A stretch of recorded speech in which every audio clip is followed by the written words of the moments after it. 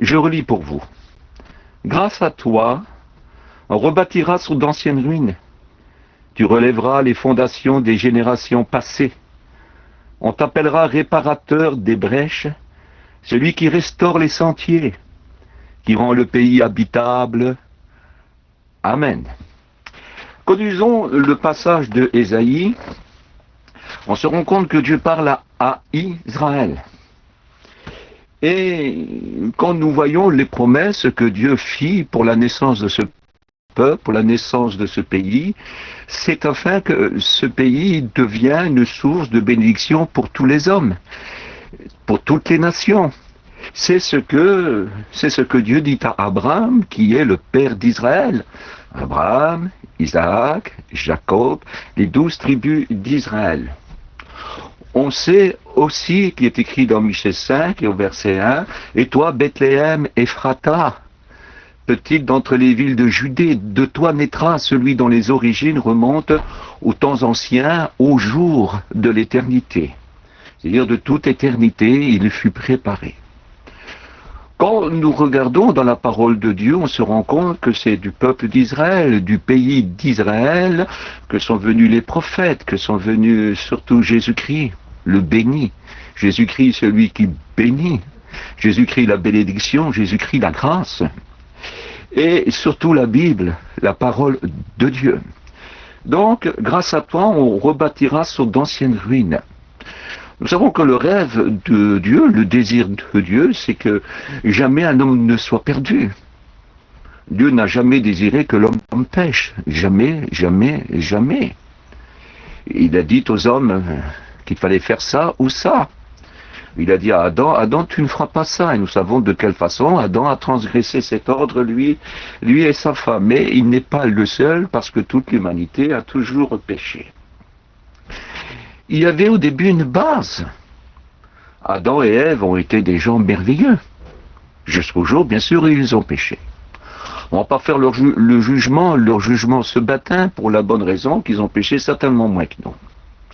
Mais tout simplement que vous faire comprendre que Jésus-Christ, celui qui devait venir de la postérité de la femme, pourrait tout réinstaurer.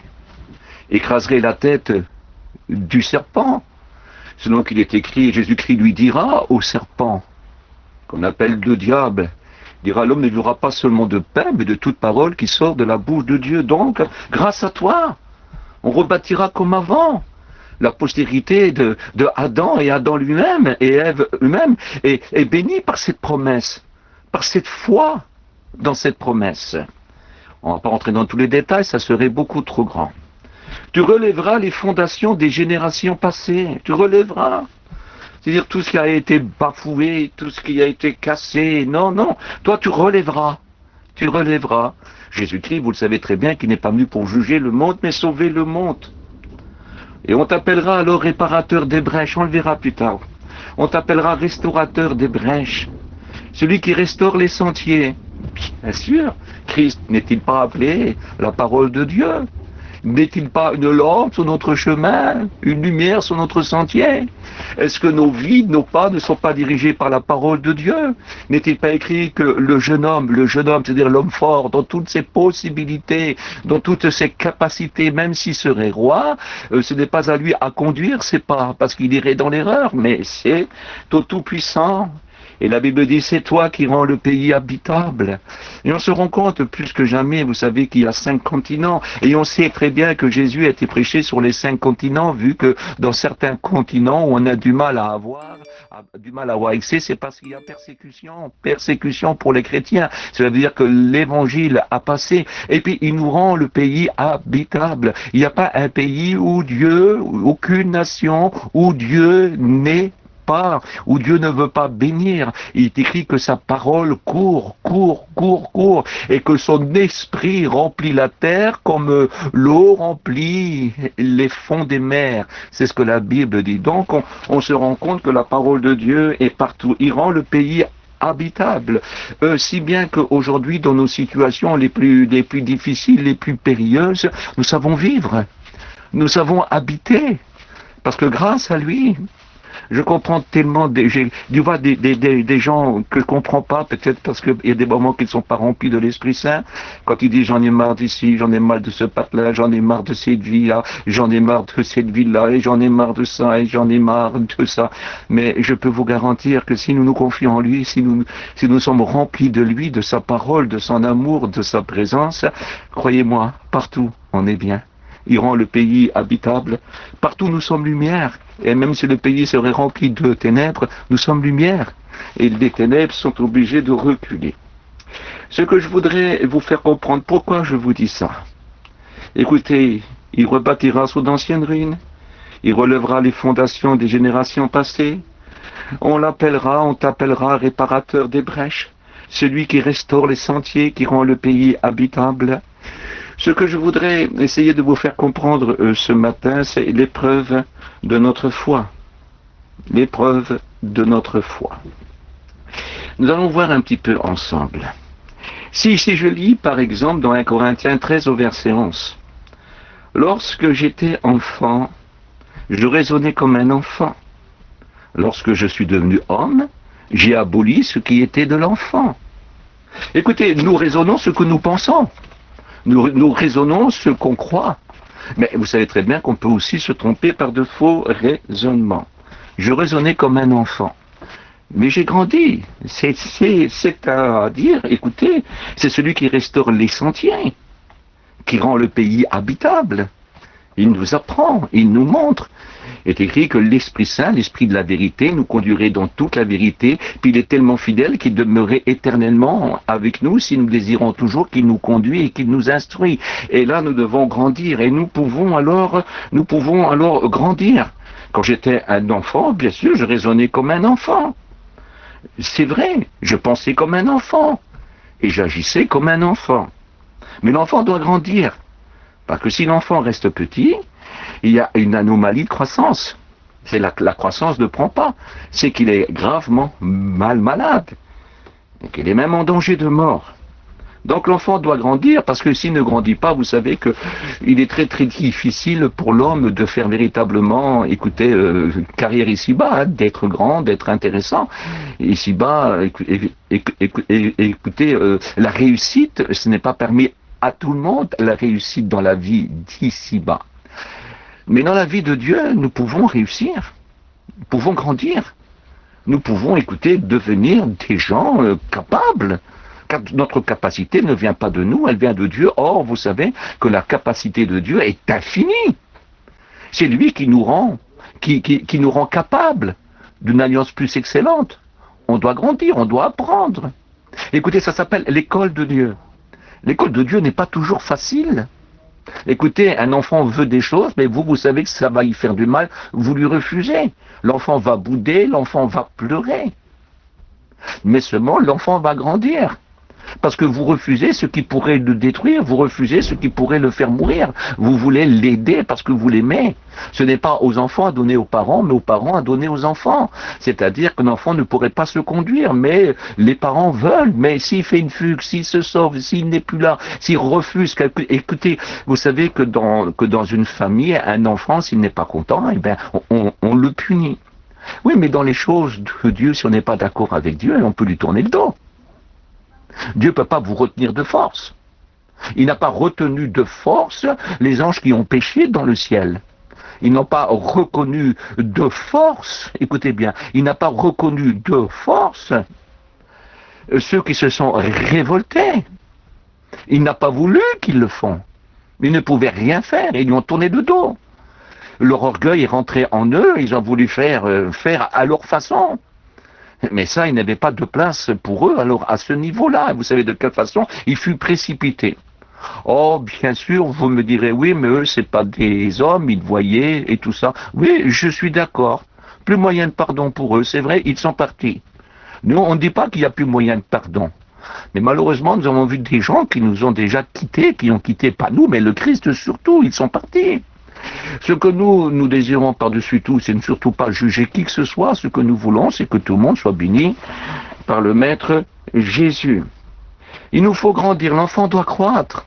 Écoutez, on ne peut pas lui apprendre à lire quand il a 6 mois, mais quand il aura 3 ans, on pourra commencer à lui apprendre à lire. Puis il faudra bien qu'il sache lire, parce qu'à force d'aller à l'école, on sait, l'enfant n'aime pas l'école, pas tous les enfants. Le lever le matin de bonne heure, l'amener à l'école, quand des petits enfants lui font de la misère là-bas, quand des fois il a fait quelque chose qui ne va pas et qu'il a peur, mais qu'il faut quand même y aller. Ce n'est pas toujours simple. Mais l'enfant doit y aller, parce que c'est comme ça, il doit apprendre à lire. Il doit apprendre à voir ce qu'il faut voir et ne pas regarder ce qu'il ne faut pas regarder. Écoutez, on doit lui apprendre à ne pas tout écouter. On doit lui apprendre à ne pas tout dire. On doit lui apprendre à de ne pas aller n'importe où. On doit lui apprendre de ne pas toucher n'importe quoi. Et on doit lui apprendre ce qu'il doit aimer et ce qu'il ne doit pas aimer. Ce qui peut aller et où qu'il doit éviter. On doit lui apprendre, et ce n'est pas simple. Mais l'enfant est parfois désobéissant, il a aussi du mal à comprendre. Mais il doit grandir, parce que s'il ne fait pas sa croissance, il reste dans ce domaine-là. Et Dieu ne veut pas, et les parents ne veulent pas non plus. Il faut que l'enfant, écoutez, il ne faut pas que quand il a 20 ans ou 30 ans, il a un cœur d'un enfant de 3 ans. Qu'il pense comme un enfant de 3 ans, qu'il marche comme un enfant de 3 ans. Ce n'est pas possible. Ce n'est pas possible. Pour vous faire comprendre ça, nous allons le lire ensemble dans le livre de Jacques, chapitre 1 au verset 3. Sachant que l'épreuve de votre foi, l'épreuve, c'est une épreuve, hein? C'est une épreuve. C'est une épreuve, c'est quelque chose qu'on n'aime pas, personne aime être éprouvé. Sachant que l'épreuve de votre foi produit la patience. Mais il faut que la patience produise une œuvre parfaite, une œuvre parfaite. Et puis il va dire, si quelqu'un d'entre vous manque de sagesse,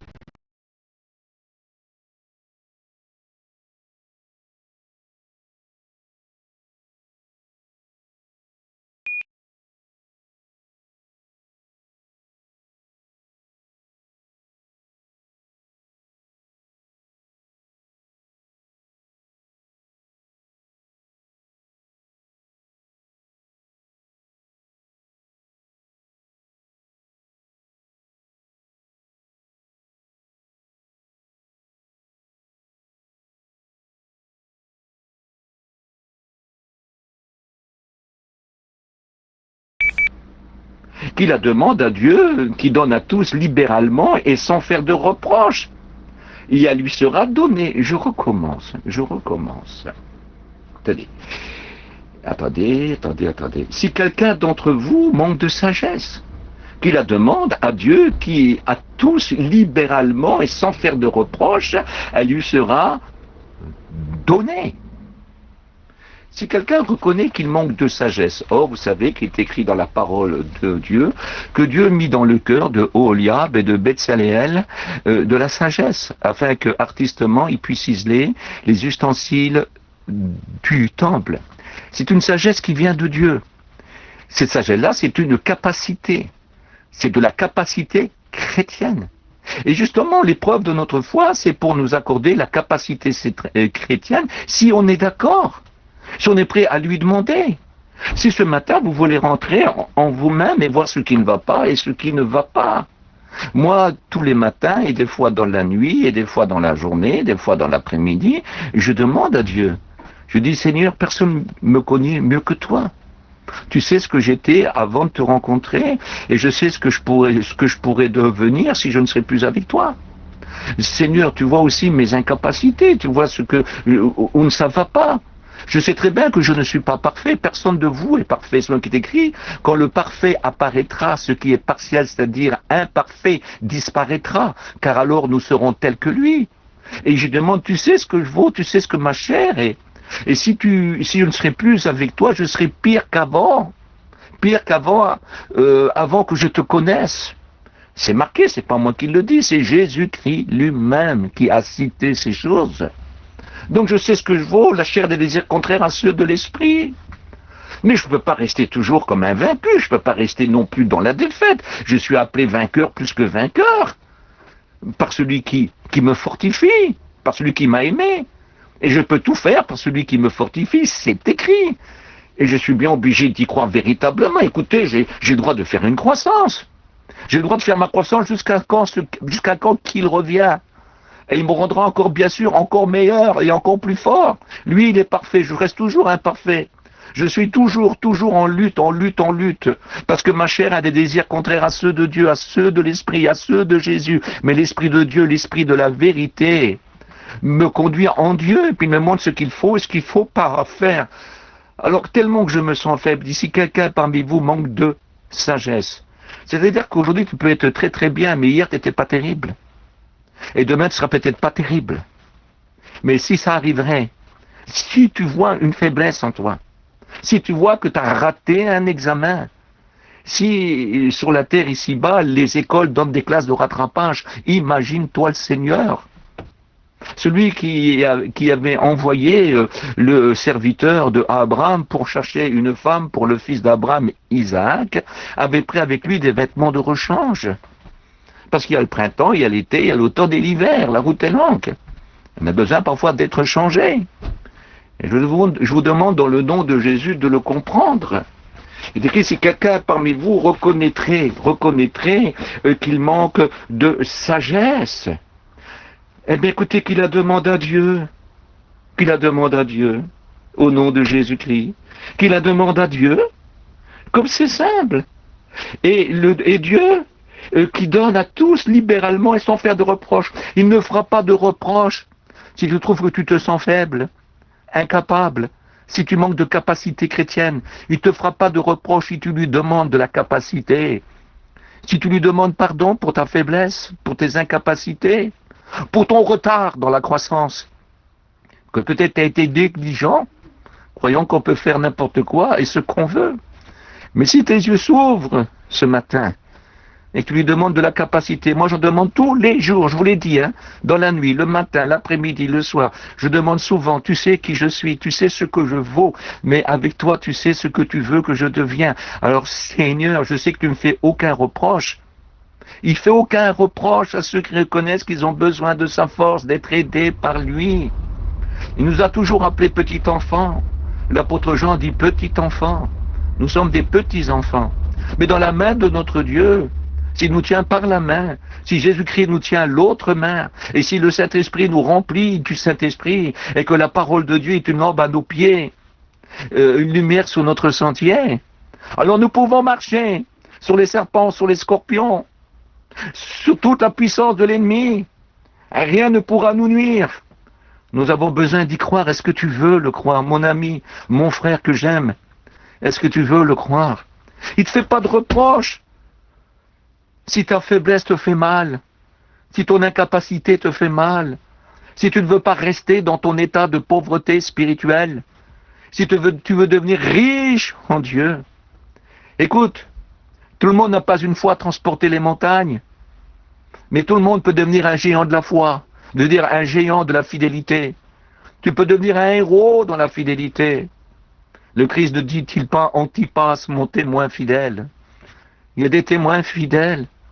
Écoutez, Job n'a pas fait de miracle, n'a pas fait de prodige. Mais Dieu dit, il n'y a pas un serviteur comme lui sur toute la surface de la terre en 100 ans. Il n'y en avait pas. Il n'y a que l'église de Jésus-Christ qui pourrait être comme ça. La fidélité, il dit, et la fidélité en partage. Que ton partage à toi, que ton héritage, parce que tu as le droit à ça, c'est que tu sois trouvé fidèle. Tu as le droit d'être fidèle. Parce que quand quelqu'un lui demande à Dieu d'être fidèle, Dieu ne lui fait pas de reproches. Il ne l'accuse pas de son infidélité. Il lui donne de la fidélité. Quand tu reconnais ta faiblesse et ton incapacité, si quelqu'un d'entre vous manque de sagesse, de capacité chrétienne, qu'il la demande tout simplement à Dieu, qui donne à tous avec générosité, libéralement et sans faire de reproches. Et elle lui sera donnée, et elle lui sera donnée, c'est marqué, et elle lui sera donnée, et elle lui sera donnée. Tu peux finir cette réunion plein de force et de capacité, je te promets, et elle lui sera donnée. Mais qu'il la demande avec foi, sans douter. Tu dois comprendre que Dieu t'aime. Il ne te demande pas de faire un miracle, il te demande que tu lui demandes de la capacité d'être fidèle. Et ça, il fait plaisir. Parce que, écoutez, l'amour est fidèle. C'est parce que tu l'aimes que tu veux être fidèle. Parce que tu veux t'attacher à lui que tu veux lui être fidèle. Alors si tu désires être fidèle, Écoute, mais qui la demande avec foi, tu peux être sûr, ça c'est sûr. Si tu demandes un château en Espagne, tu l'auras peut-être pas. Mais de la fidélité, tu peux en recevoir, je te promets, tu peux. Il donne ce qu'il ordonne, afin que personne ne se glorifie. Il donne ce qu'il ordonne. Il ne te demandera pas de faire quelque chose qui ne t'a pas donné la force. Tu as le droit de recevoir cette force. Et elle lui sera donnée, mais qu'il la demande avec foi sans douter. Car celui qui doute est semblable au flot de la mer que le vent agite et soulève. Qu'un tel homme ne pense pas qu'il recevra quelque chose du Seigneur. C'est un homme irrésolu, inconstant dans toutes ses voies. Je voudrais vous parler, si vous le voulez, d'un barrage. Vous savez ce que c'est qu'un barrage, hein? Un barrage, c'est ce qui retient l'eau. Alors il retient des millions et des millions et des millions et des millions de litres d'eau, qui représentent des tonnes et des tonnes et des tonnes, des mètres cubes et des mètres cubes. Écoutez, le barrage. Alors bien sûr, il est beau, il est fort, c'est vrai, mais il faut constamment, avec des appareils ultra sophistiqués, et ils arrivent à voir la force de ce barrage-là. Ils voient où il commence à s'abîmer, ils voient, et ça commence toujours par l'intérieur, c'est jamais par l'extérieur. S'il va se fendre, se briser, ça va commencer par l'intérieur. Et tout doucement, il y aura une fêlure qui va venir jusqu'à apparaître. Et ensuite, elle va s'élargir par la pression et puis le barrage sera brisé. Et tout son contenu précieux sera dispersé. Et son contenu précieux ne sera plus un signe de bénédiction, mais de malheur. Et alors que Dieu nous garde, Regarde ton barrage. Écoute, nous avons quelqu'un qui sonde les cœurs et les reins. Et écoute, il connaît la pensée des cœurs, il sonde ton barrage. Il connaît la fragilité, ne le cache pas. Lui, il connaît. Et si tu lui demandes d'être fort, d'être fortifié, d'être réparé, parce qu'il est le réparateur des brèches, nous l'avons lu. Vous voulez qu'on relie ensemble? Écoutez-moi bien. Grâce à toi, on rebâtira sur d'anciennes ruines. Il est capable de construire sur des ruines. Peut-être que ta vie est devenue une ruine. Tu relèveras les fondations des générations passées. Écoutez, il y a des gens qui parlent de 30 ans, de 40 ans. Qu'est-ce qu'on était fort? Qu'est-ce que c'était bien? Oui, peut-être tu n'es plus si fort et c'était peut-être plus si bien. Mais seulement, écoute, si tu es une génération passée, sache qu'il peut relever les fondations des générations passées. Il peut encore te former des générations de 20 ans, de 30 ans, de 40 ans, même de 100 ans dans la Bible. Alors si tu voudrais, écoute, il peut te relever, ce n'est pas trop tard. Si tu reviens d'un cœur pur, écoute, si tu demandes avec foi sans douter. Autrement, tu ressemblerais, écoutez, qu'un tel homme, écoutez, qui ne croit pas qu'il recevra quelque chose du Seigneur. C'est un homme irrésolu, inconstant dans toutes ses voies. C'est des hommes comme agités au flot de la mer. La mer, elle fait ce qu'elle veut. La mer, c'est symbole du monde avec son tourment, avec son péché. Que Dieu nous garde, que Dieu nous garde. Demande à Dieu la fidélité. Dieu veut que tu aies la fidélité en partage. Il veut que ça soit ton collier. Il veut que ça soit ta parure. Il faut que ça soit la réalisation aussi de tes rêves. Il faut que tu en rêves. Écoute, tu connais peut-être pas tous les points fragiles de ton corps. Peut-être demain tu t'en rendras compte. Tu connais peut-être pas tous les points fragiles de ton esprit et de ton âme. Demain tu t'en rendras peut-être compte. Mais lui, aujourd'hui, il les connaît déjà. Et si tu dirais, Seigneur, regarde, fais attention à moi. Moi, je le dis toujours, fais attention à moi. Fais attention. C'est lui qui surveille le barrage. C'est lui qui en prend soin. La différence entre le barrage que les hommes construisent, les hommes en prennent soin. Le barrage se laisse fortifier par les hommes, à moins qu'il y ait des hommes qui seraient négligents. Mais le Seigneur n'est pas un négligent. On peut rencontrer parfois, malheureusement, ça arrive, des pasteurs du néant qui ne prennent pas soin du troupeau. Des hommes qui ne soignent pas l'appelé du troupeau de Dieu. C'est vrai. Qui se repaissent eux-mêmes plutôt que de prendre soin du troupeau. Ça peut arriver, mais pas le Seigneur. Oh, c'est rare ces hommes-là, vous savez. Ils sont vite reconnus. Et puis ils ne servent souvent à plus rien. Mais je peux vous garantir une chose, que le Seigneur prend soin de son Église. N'est-il pas écrit qui compte ses brebis, qui se met à la recherche de celles qui s'égarent? Si elle est blessée, quand il la retrouve, il la soigne. Si elle est trop faible, il la porte. S'il faut qu'elle boive, il lui donne à boire, il lui donne à manger, il l'emmène au lieu sûr, et il ne la punit pas. Il ne la punit pas. Si quelqu'un parmi vous manque de sagesse, mais qu'il la demande tout simplement à Dieu, et Dieu lui donnera aussitôt, mais qu'il croit. Parce que s'il ne croit pas, c'est un homme irrésolu, c'est-à-dire que il dit Dieu que Dieu est un menteur, que Dieu ne peut pas, que Dieu n'est pas amour, qu'il ne peut pas garder, qu'il ne peut pas relever, qu'il ne peut pas rebénir, qu'il ne peut pas reprendre, qu'il ne peut pas ramener à la bergerie. Parce que quand on n'est plus à la bergerie, c'est qu'on n'est plus à la bergerie. C'est qu'on ne fait plus partie, c'est qu'on n'est plus là. Mais le Seigneur cherche encore. Et si tu voudrais qu'il te porte, si tu voudrais qu'il te soigne, si tu veux qu'il te donne à boire et à manger, si tu veux qu'il te ramène, et qu'il fait une fête même, en appelant ses amis, parce que quand un pécheur se repent, tout le ciel est en fête. Et ce pécheur-là, c'est pas seulement un inconverti qui pour la première fois entend l'évangile et se convertit. Ça peut être aussi un chrétien qui a perdu, qui s'est éloigné, qui s'est égaré. Et s'il appelle le Seigneur de tout son cœur, le Seigneur est prêt à le reprendre, c'est vrai, mais il faut qu'il l'appelle, il faut qu'il désire de son dos, il faut qu'il désire de sa nourriture, il faut qu'il désire de ses épaules, il faut qu'il, si c'est un enfant faible, il faut qu'il désire de son lait spirituel, il faut qu'il désire retourner à la bergerie, il faut qu'il désire la communion fraternelle, il faut qu'il désire aussi les autres brebis, cette vie-là. Alors à partir de ce moment-là, il est certain, le ciel est en fête, Dieu appelle ses amis, et tout le monde se réjouit. Oh, que Dieu soit béni. Dans 1 Pierre 1,7, voici ce qui est écrit. Afin que l'épreuve de votre foi, plus précieuse que l'or périssable, qui cependant est éprouvée par le feu, ait pour résultat la louange, qu'est-ce que c'est beau, la gloire et l'honneur, lorsque Jésus-Christ apparaîtra. Je recommence. 1 Pierre 1,7, afin que l'épreuve de votre foi, plus précieuse que l'or périssable, qui cependant est éprouvée par le feu, ait pour résultat la louange, la gloire et l'honneur, quand Jésus-Christ apparaîtra. Oh, quand on a accepté l'école de Dieu, quand on a avoué nos faiblesses, quand on a désiré être fort pour lui être agréable, cela veut dire que nous l'avons aimé, nous t'aimons Seigneur, nous t'aimons.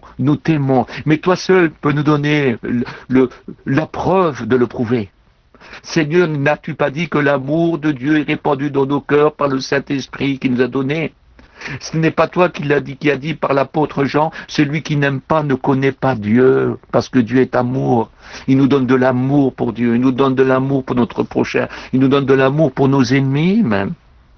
On aime ceux qui nous aiment pas, on bénit ceux qui nous maudissent. Écoutez, on réclame même pas notre bien à celui qui s'en empare, c'est marqué. Nous surmontons le mal par le bien. Nous partageons notre pain à 7 et même à 8. C'est marqué dans la Bible. Nous le croyons véritablement. Afin que l'épreuve de votre foi, quelle belle école, afin que quand vous avez votre examen, quand vous avez gagné, quand vous avez reçu votre bac spirituel, afin que l'épreuve de votre foi, plus précieuse que l'or périssable, qui cependant est éprouvée par le feu, et pour résultat, c'est-à-dire, ça donne un plus beau résultat que l'or qui est éprouvé par le feu, votre foi. Un plus beau résultat. Dieu n'a que faire que l'or. Mais de vous, il n'en a pas que faire. Et pour résultat, la louange, la gloire et l'honneur, lorsque Jésus-Christ apparaîtra. Oui, il y aura les récompenses. Je lis dans 2 Corinthiens, chapitre 4, au verset 7. Nous portons ce trésor dans des vases de terre, afin que cette grande puissance soit attribuée à Dieu et non pas à nous. Et j'ai été choqué quand j'ai pensé à ce verset-là. Nous portons ce trésor dans des vases de terre, c'est-à-dire que c'est fragile. Il ne faut pas un grand instrument et pas un grand choc pour détruire un vase de terre. Écoutez, je vous promets, il ne faut pas grand-chose. Et pourtant, nous portons ce trésor dans des vases de terre. Écoutez, Dieu se souvient que nous sommes poussière. Nous l'oublions peut-être un peu trop facilement. Il ne faut pas grand-chose pour que la poussière se soulève, un simple petit vent. Mais quand nous sommes fortifiés par lui, nous devenons une pierre éternelle et invincible de l'Église de Jésus-Christ. Une pierre qu'on ne peut pas soulever, qu'on ne peut pas déplacer, quand nous sommes fortifiés par lui. Car nous pouvons tout par celui qui est fortifié. Mais nous devons reconnaître que nous sommes des vases de terre constamment. Et si nous sommes forts, nous ne pourrons pas se prémouvoir de ces choses-là, ni de s'en glorifier, ni d'en être un crâneur. C'est une grâce qui nous était faite. C'est pas grâce que nous sommes ce que nous sommes. Cela ne vient pas des hommes, ni du sang, ni de la force. Cela vient de Dieu, c'est le don de Dieu.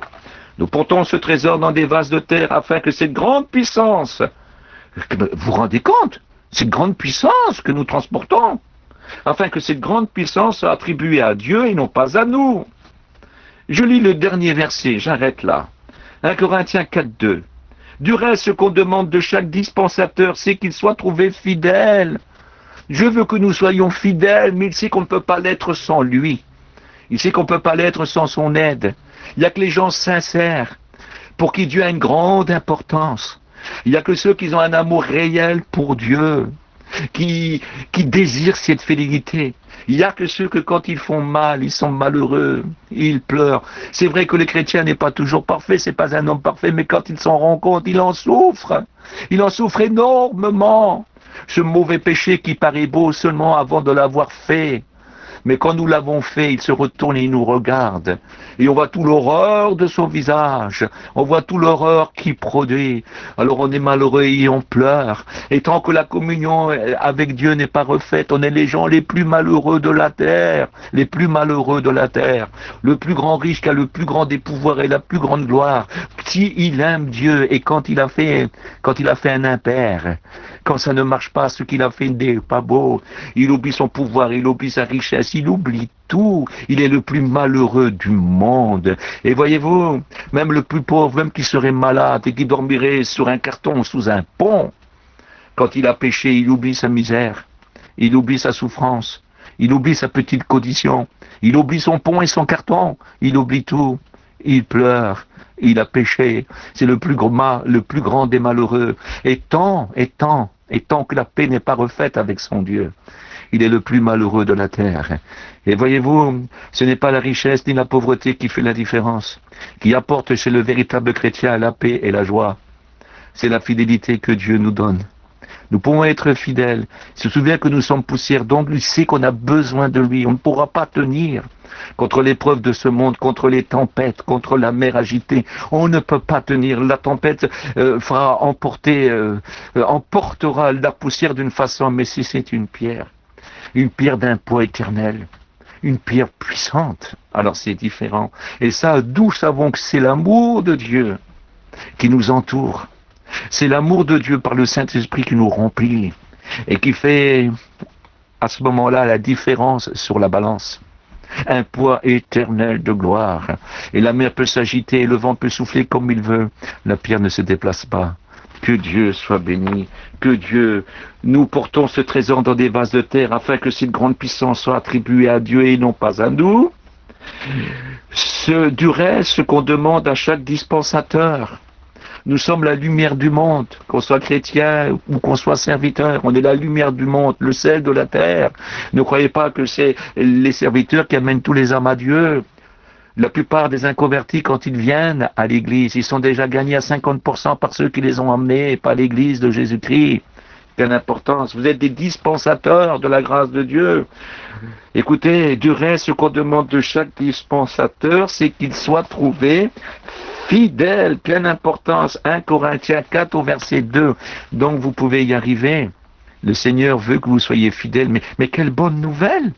Le Seigneur veut vous rendre fidèle. Quelle bonne nouvelle! Quelle bonne nouvelle! Si vous aimez le Seigneur, si le péché vous dérange, regardez ce qui est beau, écrit dans Philippiens 2,13. Et mon Dieu produira en vous le vouloir et le faire. Mais si vous l'aimez véritablement, et vous avez le désir d'être fidèle, l'apôtre Paul dit, et mon Dieu produira en vous. Il dit, j'ai cette assurance, mais c'est sûr. Il produira en vous le vouloir alors. Le désir, oui, je veux être fort, oui, je veux grandir, je veux te servir, je veux t'être fidèle. Mon Dieu produira en vous le vouloir et le faire. La capacité, la sagesse. Ne doutez pas, Ne doutez pas, ne vous laissez pas emporter par les flots et par le vent. Ne soyez pas comme ça. Ne soyez pas irrésolus, inconstants. Ne soyez pas de tels hommes ne recevront rien. Croyez, croyez. Il vous l'accordera. Est-ce que vous êtes d'accord? Que Dieu soit béni. Nous allons prier ensemble. Seigneur, merci pour ta parole. Ta parole est belle, elle me fait du bien, elle me fortifie. Tout n'est que grâce. Tout n'est que grâce. Tout n'est que grâce. Je comprends pourquoi tu dis qu'on peut s'approcher avec assurance du trône de la grâce pour être secouru dans tous nos besoins et obtenir miséricorde. Mais tu dis qu'il faut croire, car celui qui s'approche de Dieu croit que Dieu existe, autrement il ne serait pas agréable. Mais s'il s'approche avec de la foi, alors tu dis qu'il est agréable à Dieu. À toi revient toute la gloire, Maître. Amen.